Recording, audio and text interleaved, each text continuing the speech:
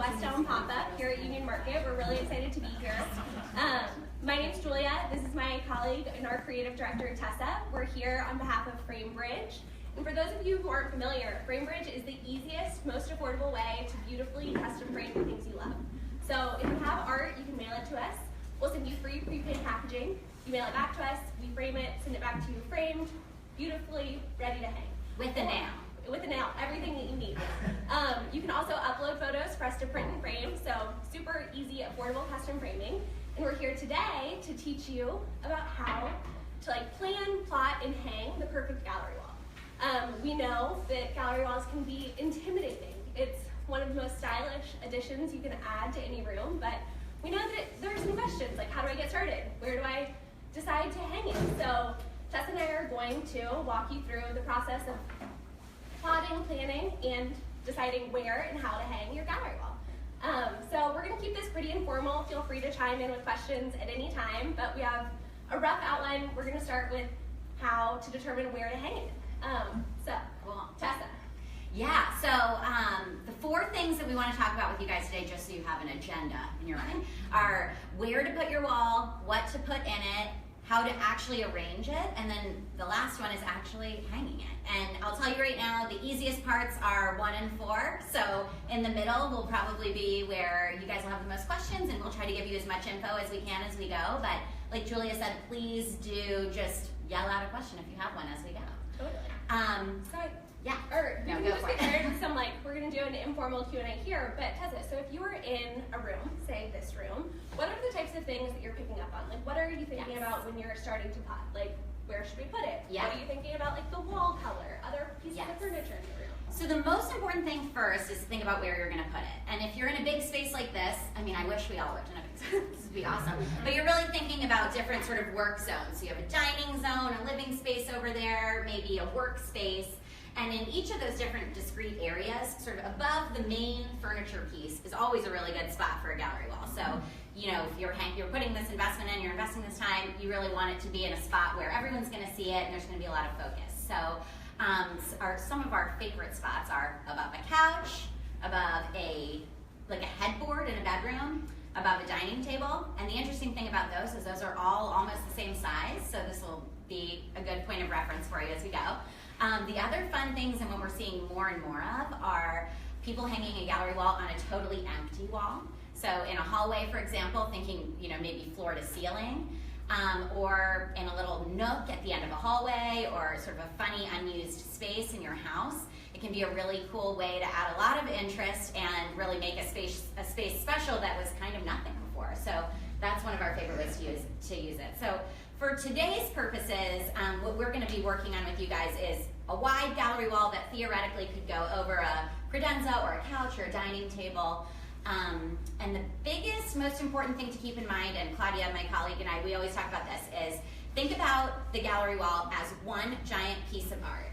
So when you're thinking of the space where you want to put it, you're trying to imagine, in an ideal world, what size piece of art would I put here?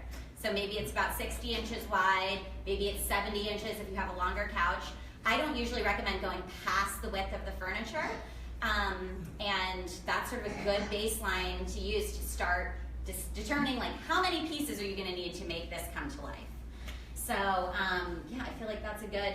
So one question that I always have, and I think that we get a lot, is it seems like there are two ways. You can start with perfection, or if you want to grow a gallery wall over time. Good question. So if I were to, maybe I only want to start with 1 or 2 pieces, what would your recommendation be? Yeah, this is a really good question. And it's pretty rare that you can start from zero and say, I'm going to make a perfect gallery wall today, and I have all the pieces I want, and I'm going to frame all the ones I want at this very moment and make it exactly what I want. The best ones really are grown a little bit organically, like Julia said. So something that we recommend is if you're starting with just a few pieces, start thinking about building them up. So it doesn't have to be in a perfect column, but think of sort of a vertical arrangement to start, because it's easier to build out from a vertical upright than to have a really long arrangement and be trying to add to it this way. So I think that's a really good point of reference. And vertical sort of column gallery wall is something that we're seeing that's very on trend in and of itself right now. So it's a really good look too. Awesome. So I think that it might be time to get to the most fun part, which is deciding what to put into your gallery wall. This is the hardest part and the most fun part. So yeah, like we were saying before, it's really rare to be like, today I'm starting a gallery wall and I am starting from zero with nothing to put in it. So you probably have some pieces of art or some, mementos, souvenirs, or photos on your phone that you might want to put into a wall. We also love incorporating unframed pieces, sometimes like a little weaving or an unframed postcard. And so what I always recommend is everything you have that you want to put in it, lay it all out on the floor or on a table. And so that's actually what we're going to do with you guys here. So likely you will have some pieces that are already framed that you've been collecting over time. You'll have some pieces that you've had rolled up in a tube under your bed or anywhere. And you really want to just get them all out there. And start sort of playing with arrangements. And actually, this is sort of a conceptual thought, but when you start to actually see everything on the floor or on a table next to each other, you'll get a sense of whether or not you have the right number of pieces for the space you're trying to fill pretty quickly, even before you nail down the exact arrangement. So you might be like, whoa, I need one huge piece or two medium-sized pieces to kind of fill this void to make sure that I can fill up a 72-ish inch space. And Tessa, when you're doing that plotting like on a ground or on a flat surface, what are you budgeting in terms of adding a mat, maybe adding a frame molding? Great question. Is a good rule of thumb? thumb? So if you were looking at a photo or something, printed, and it's this big, once you add a mat and a frame, you're talking about something that is a much bigger piece, which actually is a great tool that you can use if you're trying to fill up more space. But you can see here, this piece is probably 8 by 8, and with the 2.5 inch mat and 1 inch molding, and there's obviously a little bit of overlap to consider, but you're talking about adding an additional 6 or so inches around, like lengthwise and height-wise. And a funny thing is, no one ever thinks about this, but you're actually, you are adding the space on 2 sides of each direction, right? So it's 8 by 8, you're adding 6 inches total.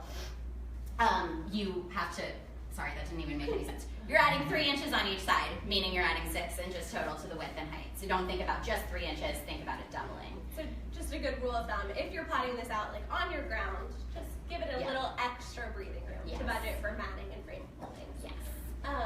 So what do you think? Should we talk through what we're framing here? Yeah, I think one thing that I think is really helpful when you're thinking about what to combine together and what to think about displaying together is I always say, in order to make it not look like a complete hot mess, the easiest thing to do is think about one important thing that you care about that's sort of a through line between all the pieces.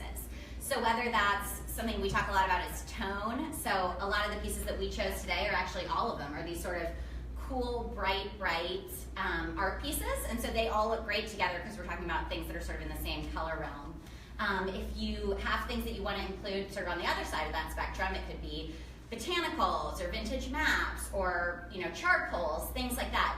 Those will look better together than if you mix them in with these because we're talking about things on totally different ends of the color spectrum. And if you guys have any questions about particular pieces or ideas on this, we'd love to be a reference for you because that can be a tough one. And tell me what you think about having like an anchor piece for a wall. Yeah. Is that something that you recommend or would you suggest against it? Well, it's such a touchy question because the answer is yes, it's great to have an anchor piece. But the worst thing you can do is to put an anchor piece right in the middle of a gallery wall and start like building out around it because then it looks like a sun. So that's something we do not recommend. So if you have an anchor piece, meaning either it's big or it has a lot of drama and a lot of color and your eye just immediately goes there, we love to thinking about off-centering it a little bit and sort of building out around it, but definitely not concentrically. So that makes any sense. Out of our selection of pieces today, what do you think is the visual, like focal piece? This is a good question. So this piece here is definitely the biggest piece, right? But as you can see, there's not much color in this piece. So I actually wouldn't call this an anchor. I would think about this one here, which is awesome. It's by this artist, Kate Warren. We love it because the color is so amazing and so bright and intense that like, no matter what else you have in this wall, you're probably gonna look at this first. So when we were thinking about this wall, actually maybe it would help for us to show you all the pieces that we actually chose for it first. So we have these little Barbie shoes, which are important. These are little iPhone photos. We always love mixing in iPhone photos. I think one of the most important things is that you always include some personal things in your wall. So it doesn't necessarily mean that you have to include a photo for, of your family. It could mean that you include something that you guys got together on a trip, or a photo that you snapped of the place where you stayed, or a beautiful flower. I think it's just really whatever it represents, whatever you remember from that memory. I think a great example of that nostalgia is this Snapple cap. It's super cute. It says, "Puppy love is real love to puppies." This is framed in our gold bamboo Mandalay frame style. Yeah. And so another fun thing, and something I always think about, is in an ideal world, if you're starting a gallery wall and you realize you want to make it, lay out really nicely, something really good to have on hand are little tiny pieces like this. So it doesn't mean that they always have to be framed. Some of these could be some of your unframed little things you want to stick in there. But when you're trying to fill gaps and sort of even out an arrangement, even if most of your pieces are on this, this size, really being able to fill in some spots with these can make it a really complete look, which is important. So yeah, we have another, a pretty label that we saved from something, and another bright art piece by an artist named Samantha French, who we love.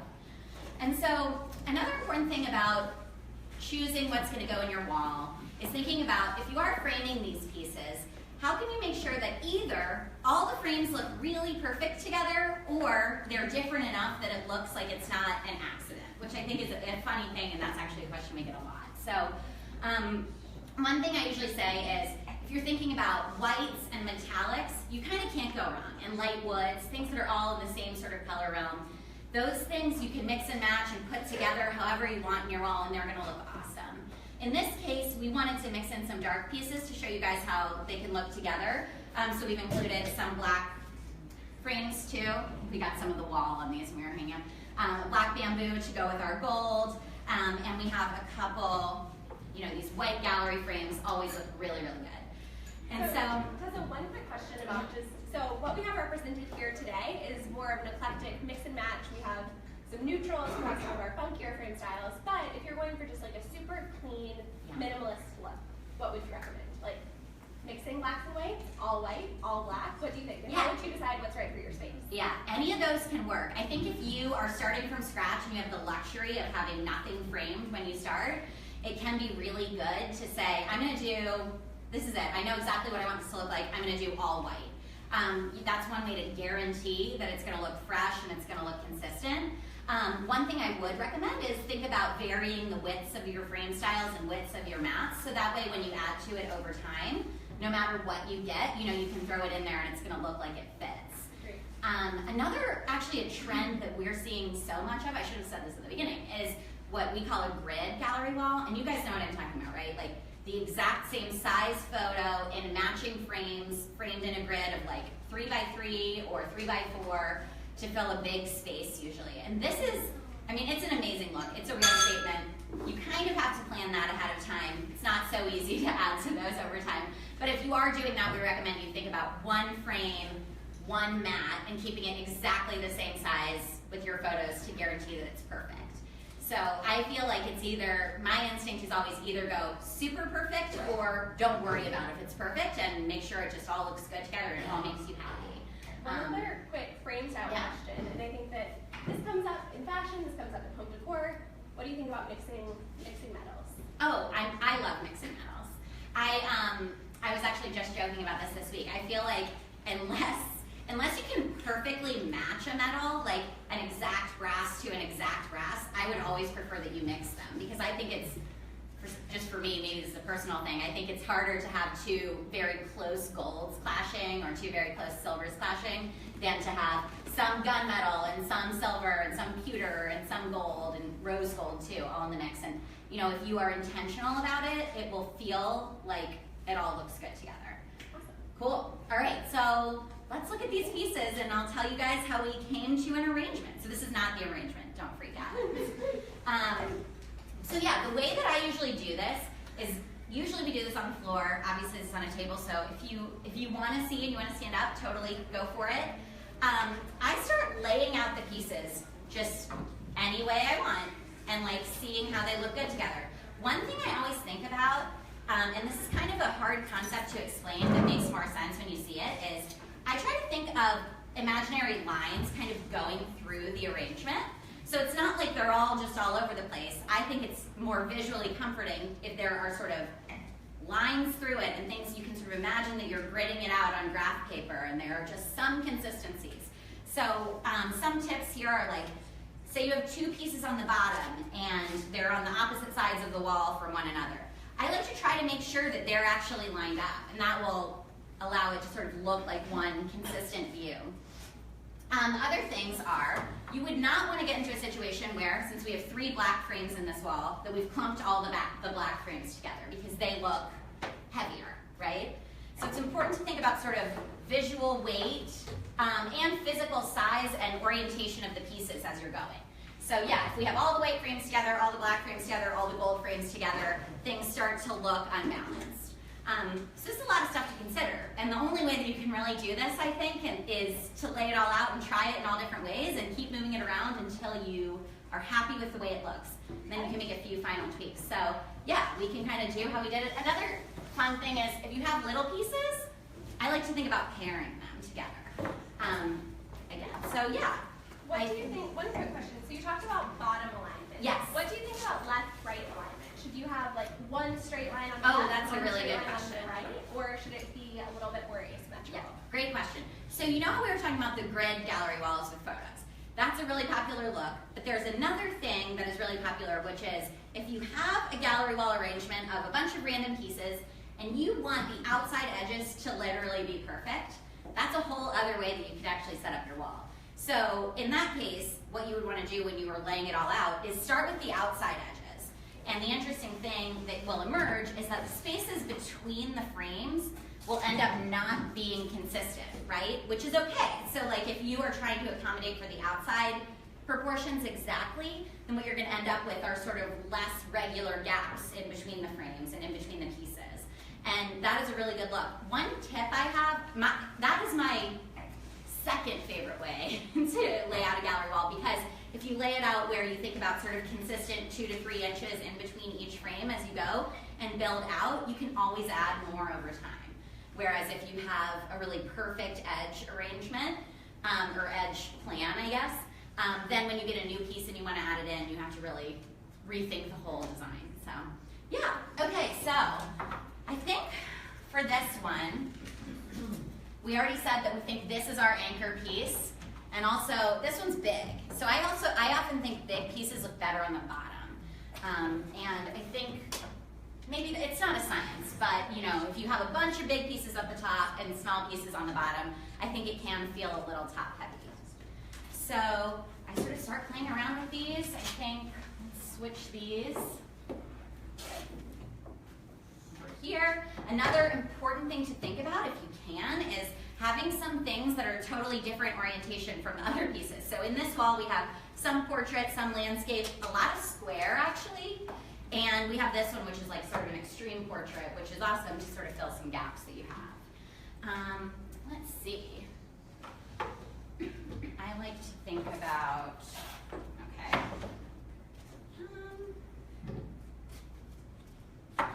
Okay, if we do it like this, sorry, something sort of like this, then I think we have a good mix. All the white frames are kind of spread out, the black frames, those two are next to each other, but I think we can't have them be all totally separate.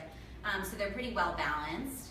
I have one question about texture. Yeah. Some of these frames are super like flush and flat. Okay. Others have like way eccentric profiles. What is your recommendation? So if you're going for a more eclectic look, should you try and like have different textures involved?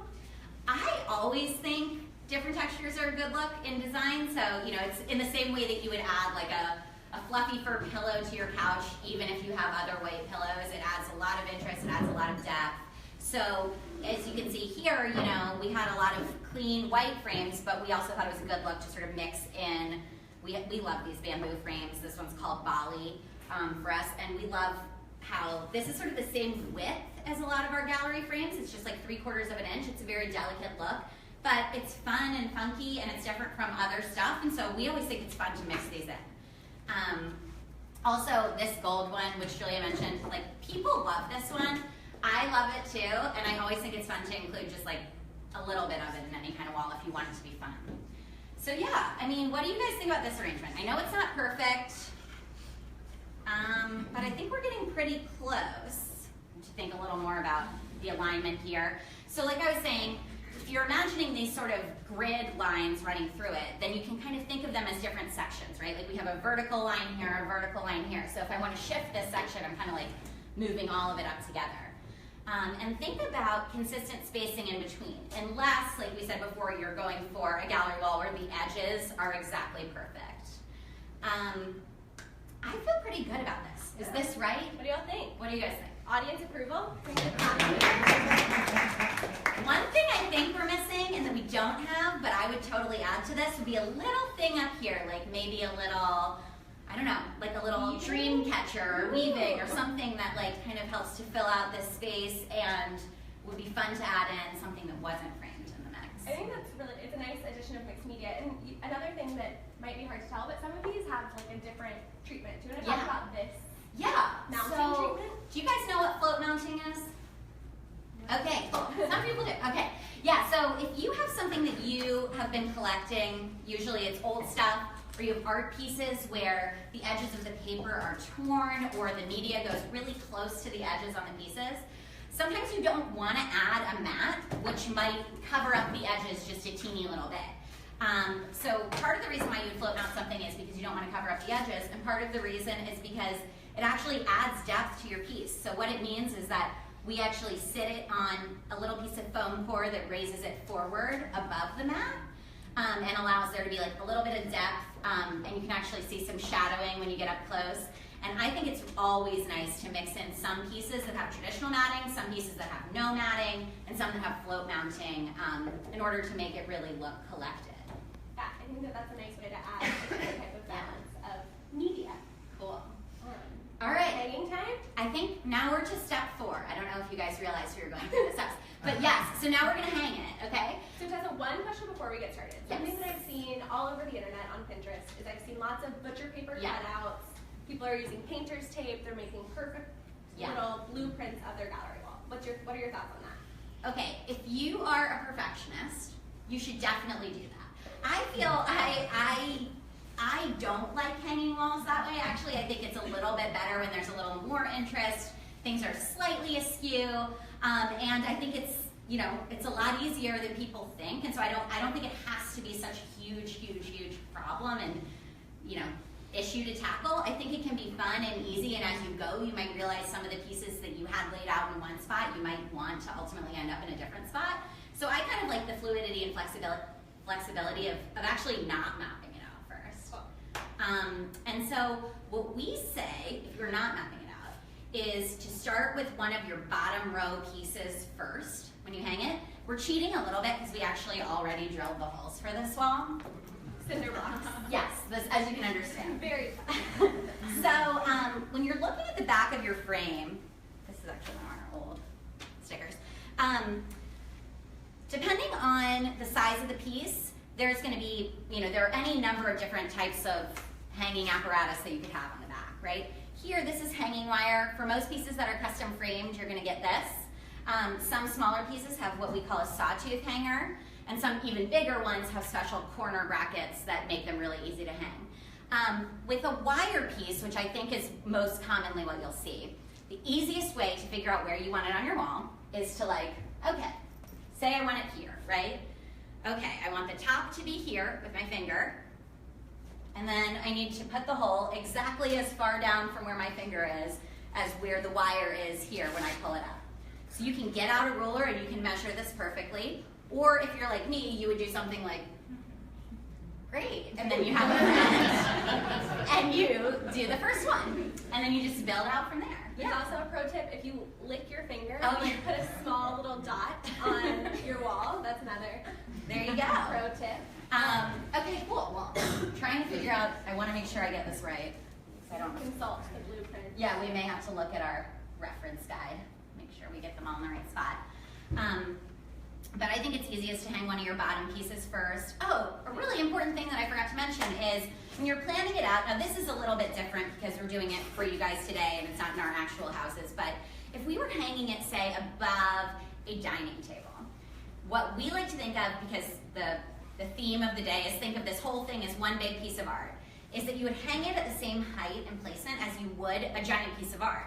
And what's your recommendation height level for that? Great question. If it's above a piece of furniture, we typically say between 7 and 10 inches above the piece is where your first piece should start on the bottom.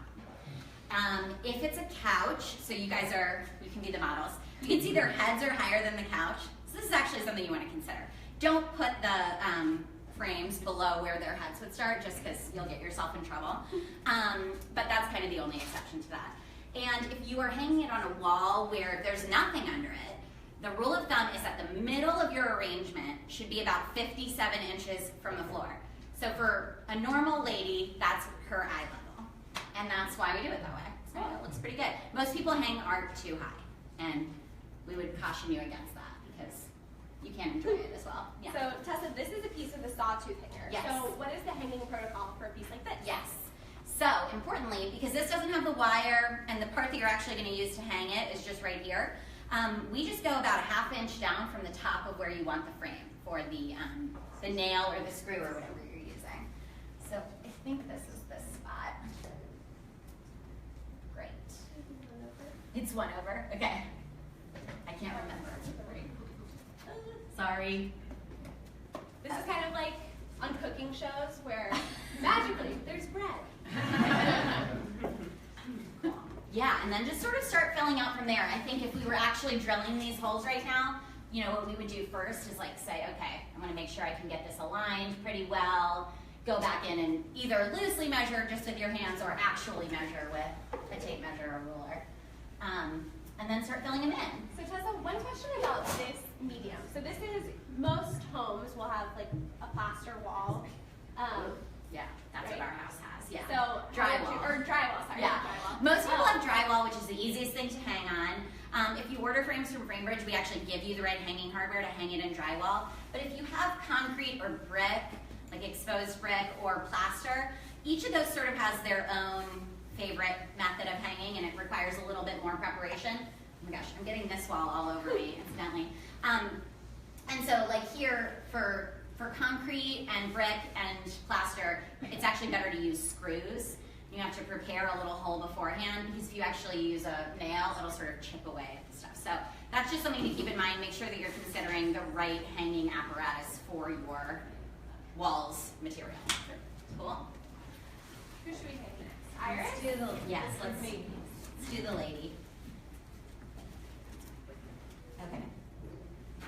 All right, so this is another one with hanging wire. So we would measure this one the same way. And it's gonna go up here. So this is what we were calling our anchor piece.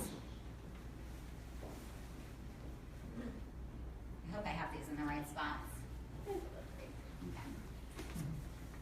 Well, and now we'll fill in with these tiny little ones. These are also sometimes fun to add in at like the very end. Yeah. So you can we just should have done it in that. pop them in anywhere. Cool. Here's our swimming lady. Here. So we were trying to align these. We are not perfect, but it still looks pretty good, you know? Okay, drum roll, guys. This is it. Here it is. There's going to be fireworks.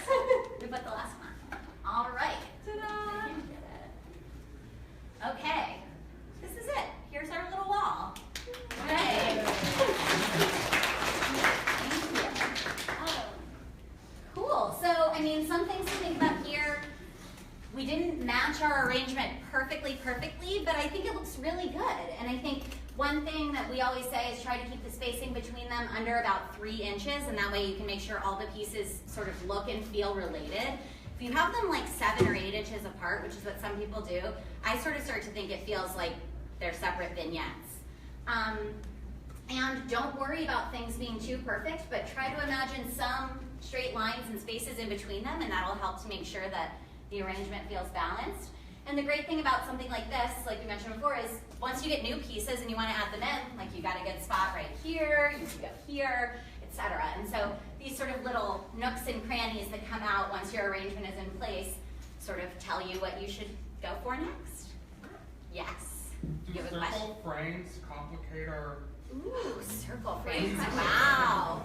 Well, I think you can't get a perfect 3 inches around a circle frame unless, yeah, so that's true. I think if you have a circle frame or a frame or a piece that's even not framed, right? Like that's not perfectly rectangular square. I think just think about the total height and the total width. So imagine the diameters, kind of. So imagine it as a square. Yeah, imagine it as a square, and go from there. And you'll just have to allow yourself to have more spacing around those and be okay with it, because it'll look cool, it'll stand out. Yeah. So when you do a gallery wall on one of your walls, what do you say that we should put on the other wall? Oh, great question. Yeah, I think it's tough to, in one room, have like multiple major gallery walls. But I think it's okay if you're thinking of sort of mini vignettes over a side table or over another little thing with 2 or 3 pieces. I also think it's really a nice complement to have. So say for example you have a gallery wall on one big wall in your dining room, but you have a whole other open wall. Having 1 or 2 big pieces there can be a really nice complement that can sort of carry equal weight. So we love the look of like a diptych or triptych. If you have a major photo that you want to divide up and frame separately, I think that can be really good. Or a big, abstract art piece on a canvas or something like that. I think that can really balance it out well. What about mirrors? Like great question. piece mirrors, would you incorporate that? I definitely would incorporate them. I think one thing to keep in mind is it's hard when you're doing a gallery wall unless you have a huge space to use pieces that are really, really, really big. So like these photos, these are, I don't know if you guys know Gary Williams. He's a DC photographer and we love him. And we framed these for him. But these are really big and would also be hard to incorporate into a gallery wall. So I think I would keep that in mind as you're thinking of mirrors. Sort of smaller ones and ones that are on, I would say maybe under 15 by 15 or something, you'd be able to incorporate really easily. Whereas the other ones, you'd sort of have to design around. I've actually seen an arrangement that I love that a lot of people are using right now, which is a big circular mirror and then 4 pieces of framed art. So 2 on each side, which looks really cool above like a console or credenza. And I want to do one of those. So one other question that we get a lot is, if you were plotting, people have finite wall space, if you're plotting a gallery wall around a TV, what would you recommend? Yes. I was looking on Instagram the other day that this woman, we were looking at it, has 2 TVs. And she had to she incorporated 2 TVs. Yes, so luckily most of us only have 1 TV to consider. I think, so I sort of take back everything I just said about not including big pieces, because if you have a TV, you don't want it to feel like this is one huge piece and we have tons of things this size surrounding it. I think about some other pieces that are maybe, half as big as your TV and working them in. I also would be careful not to align things perfectly around your TV like a sun. Right. Yeah, like we said. I also think that the design I just mentioned with a round mirror works well with a TV, which is like you have your TV here and then you have 2 big, sort of big-ish pieces on either side stacked vertically. So it really becomes part of the design. Also, a lot of people, I've seen this a lot lately, and everyone's going to think this is really obvious, but if you don't want your TV to stand out as much, you can do this arrangement on a dark wall, and it works really well. What's your favorite color? Oh, favorite color, dark wall. I mean, for 2017, I'm going to say like a dark green. Yeah, because so on trend. Yeah. Yeah. What about walls where there's like stairs? Like how do you arrange going up the stairs? Great question. And that's such a good look. I love that. So I've seen people do up the stairs gallery walls 2 ways really successfully. So one is almost like perfect. You're trying to match sort of the slope of your wall and you're using equally sized pieces to go up it. And from that, I would just measure from your stair to the bottom of exactly where it's going and keep that consistent as you're going up. The other thing is really doing almost like a floor-to-ceiling salon installation around sort of a curved staircase. Lots of old pieces, vintage stuff, small things mixed in, and literally just try to fill the space. And I think that that can be the coolest, most neglected space that becomes, this really big statement in your house. One medium question. So this example, this is a combination of phone photos and art and mixed media, but we have a lot of interest in just creating a straight up friends and family gallery wall. Oh yeah. So if you're just doing a full photo gallery wall, what do you recommend? Color photo, all black and white. Yeah. Like, what would your strategy be for that, and how would it be different? Good question. I think sort of like we were saying with the art pieces, it's nice to have something sort of feel consistent throughout. So I think if you're doing black and white for some pieces, it's really nice to go black and white with all the photos. Also, black and white looks so good with metallic frames if you're into that. And I think it's fun when you're doing a gallery wall of all photos to mix in some professional ones and some of your personal, more candid ones. You know, when people do a whole gallery wall of their professional wedding photos, it's just a really intense statement. And I think I would really, if you have all those beautiful photos, I would think about, you know, choosing some of your favorites and then incorporating some other things that really remind you of that day and remind you of your friends and family who were with you, because it can overwhelm guests. Yes. If you wanted to refresh or cycle through some art on your gallery wall, would you just start again, or how do you think about replacing some? Oh, that's a great question. I think the great thing about, this is why I love this kind of arrangement where it's not super perfect, because as long as you are thinking about things that are in approximately the same size, you could take them down and swap them out really easily. Like this could go a couple inches longer down here or more to the left. And if you're not sure that, if you find a piece of art that you really want to replace something with and it's not perfect, you can actually compensate for that with what you choose for your Madden frame to make it end up the final size that will fit perfectly. Because it's not really the size of the art in here that matters, it's the size of the finished piece. I think the other really nice thing about this type of arrangement, especially in a transient city like DC where people move a lot, is like have gallery wall will travel. Like you could easily pack this up and reinstall it in a totally different context in your next apartment. Yeah. I think that's a benefit to having a. You reminded me of an important thing, both of you guys. So one question we get is, should you frame things so that they look perfect in a gallery wall, or should you choose the frame based on the art that you're framing? And our recommendation is always to first frame for the piece of art.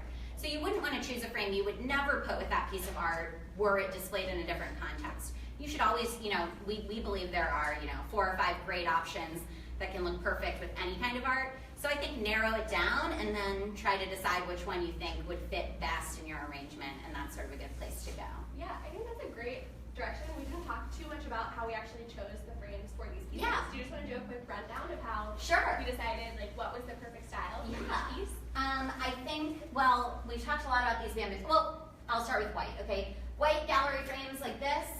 This is sort of a white poster frame. These look good with literally anything. If you are framing something that is super bright, like both of these pieces are, white is always a really good place to go.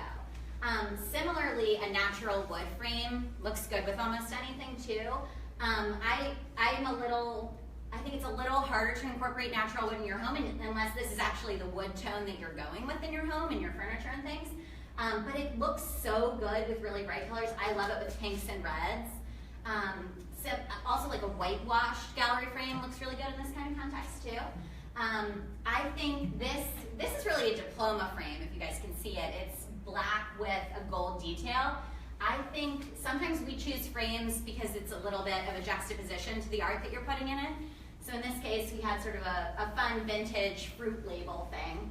And typically you'd bring something like that in like a white gallery frame, but we wanted to make it feel different and a little bit fresh, so we went with a really traditional frame there. I think that's also a great example of how good golds look with greens.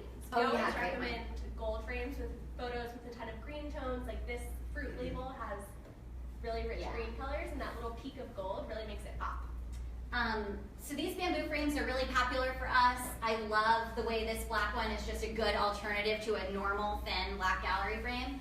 And here I'm sure you guys can pick up on sort of the chinoiserie vibe with the chinoiserie vibe of the bamboo frame. So that was sort of where that came from. And then really I chose that for this one to sort of echo that. I also love, you know, fruit. That's nice. And then the gold bamboo with the Snapple cap is really just sort of a silly and fun frame for a silly and fun piece. So sometimes it doesn't have to perfectly match the look of the thing you're framing, but it sort of is matching the vibe or sort of the spirit behind the idea, which can be really fun. One of the styles that we don't have represented in this composition is just silver frames. Yeah. So what do you think, if you're leaning more towards silver, what colors do you think look really great with silver? This is a really good question, and actually silver frames are extremely popular, and they're the most popular color that we use when we're framing photos. So when people are giving gifts to people, they most commonly choose like a neutral silver, which is really nice. So that's a good tip if you're giving something to someone. The things about silver frames that you need to keep in mind are that there are totally different tones of them. they can feel really warm and antiqued, or they can feel really cool and modern, and sometimes can feel almost like 90s, I guess, if you go super, super cool.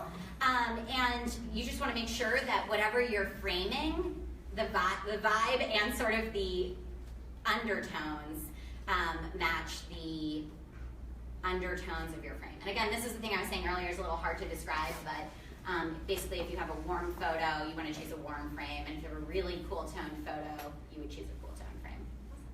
Cool. What other questions? Yeah. First of all, I think this was great. It was very informative. Oh, I've used you guys a number of times, so that's why I was excited to come down here and see you and try some stuff down here. Cool. And as an artist and someone, a lot of my customers always come to me asking me, they write me these laborious emails.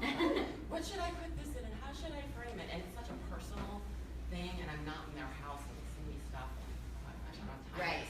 And I think that you guys are such an amazing service that I'm so glad that I took a chance on, and now you're like the one that I refer to everyone. Thank you. Because I know that framing can be a grip, and it's nice to have such quality service to Thank you so pieces much. together. But and I have an Explorer. I just go in there to turn my stuff in and get my stuff back, and I love the whole delivery service of it all. Maybe you have this on your site, I'm not sure, but this right here was awesome and informative, and I would love to be able to say, go to Framebridge, and they have, I don't know if you have a blog space where you do little videos of, today we're gonna, I don't know, do, when you have a couch and the little kind of the segments that you did, those would be really great little blog pieces or blurbs or little videos I could see your company doing to interest the customers even more. I know that you have like where they can talk to someone personally, but people who are like rushing or just want to, I think I love the idea, and just from what you've shown me right now. Cool. Well, thank you. Yes, our content team is here, and they've done a really great job of developing some of that content sort of in written form. That's really helpful for people, and I think video is a focus of ours for this year. We'd love to be able to. Yeah, definitely. And I can see you guys going to different rooms and doing. Yeah, I would love to. Yeah, we should. We'll do a roadie. Thank you. I can tell you, it's like every single one gets something. Can you show me? Yeah. Cool. Yeah. Hi, how wide should a wall gallery piece be against like how wide your sofa is? Great question. I don't like to go wider than your sofa. I think I would come in 6 inches on each side and aim for that. Yeah, so it sort of feels, if you go way narrower, it will feel, not substantial enough. I would come in, 6 to 12 inches on each side if you have a really long one, and try to see if you can fill up the space. Yeah. Yes. So how would you recommend, I love this gallery here, but I was wondering, is there a way, if you wanted to say, maybe you shouldn't do this, but if you wanted to mix in personal photographs with kind of these examples, how would you do that? What's kind of the best way? If you've got a picture of you and your person, but you also want to combine that with an art piece or something that you found, what are the best ways to kind of know thematically how personal pictures and kind of art pieces work together? First of all, I do recommend you do it. I think it's this is one of the most common questions that we get, and I sort of wish we'd done that a little bit with this wall, but so I think, first of all, I think one important thing to know is like we were saying about the wedding photos, not every picture of you and your person needs to be a super formal anything. It can be candid, silly, maybe it's just sort of a little representation of them, and I think that it's actually fun from my perspective. If you don't have things that feel so traditional, I think you can go larger with them. So maybe you have something, if I were photographing Julia and I just had a little bit of her, in a larger context, or in, from a funny, weird night or something like that, I think then you can make it really make that an art piece in and of itself. Right. I also think now with photo editing tools and things, we actually have a lot more control over color and tone of the photos that we print than we do probably, an art piece you're buying from someone else. So if what you were doing is trying to plug it into a wall here, these two are just pictures I took on my phone. Right. And I just pumped up the saturation and made them cooler so that they would fit in well with this thing. And you can do that with pictures of people too. Right. And so I think, just try to, the same sort of things that we were saying about art. When you're matching photos to art, just make sure that there's a consistent feeling throughout. And I think the easiest way to do that is with color and tone. Cool. Anything else? How do you feel about leaning Oh. on the ground? Because you said 57 inches Yes. from, but then how does that apply Yeah. when you're just leaning pieces just on the I floor? have a really easy answer for this. Do Right. you have dogs or kids? I do, but he's not. Miles Davis, my dog. Yeah. He's not. He probably wouldn't bump it. Okay. Because I have things lean, Yeah. and he just doesn't go there. We But- love the look of leaning stuff, and if Yeah. you do like a floor-to-ceiling salon wall, it can be like the perfect big. That's where you can actually incorporate a really big Yeah. piece on the floor. And I think it looks awesome. I think some people are nervous about doing that, and so we try to just be sensitive to it. But if you feel like it would work in your home, and I think like imagine if you have a couch or something, and maybe on one side you have a whole side table set up, but on the other side you don't have the exact same thing. I think you can balance, visually balance furniture with big pieces of art in that way, and it's a really good look, and it feels really fresh. No. Yeah. Cool. Any other questions? Oh yes. Go for it. Yeah, if you're hanging quite a big piece that has the corner fixtures, Yes. how do you get that right? Because that's something we haven't done before, but we have Cool. pieces. Well, I hope that the corner fixtures that you have are the ones I'm going to mention right now because they're actually way easier to use than you think. Okay. So if they are, I'm just going to use an example. Pretend this were a giant piece. Yes. And it had these corners like this. They would almost be like sawtooth hangers where there are little zigzags going like this. And so what you do is you just measure from here to here, measure to like middle to middle of those brackets, and then you try to figure out exactly where on your wall those are going to hang, and you try to keep them vertically aligned. And then when you put your piece up there, you're going to think it looks straight, and then you back up and it'll look like this. But then you just shift it little by little by little until you get it perfect. And you never have to hammer them in twice, which is what's awesome about those brackets. It's actually, even though you have to put 2 holes in the wall, those are easier than trying to align something off one singular point. Any other questions? Well, thank you all so much for coming to with us today.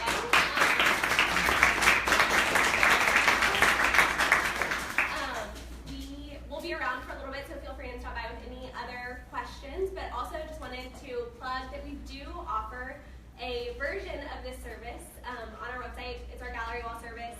It's not in person, but we're trying to do our best using virtual tools to offer a gallery wall consultation service. So if it's something that you've been struggling with how exactly to get started, we have an expert team of designers, and they're here to help you through everything from what pieces to select. If you want to mix in family photos with art, just like some of y'all were curious about, I think that we have a team of experts, and we're here to help you throughout the entire process. So you can sign up for that service, and we'll help you via phone, video chat, and we're here to make this within reach, because it's really not as hard as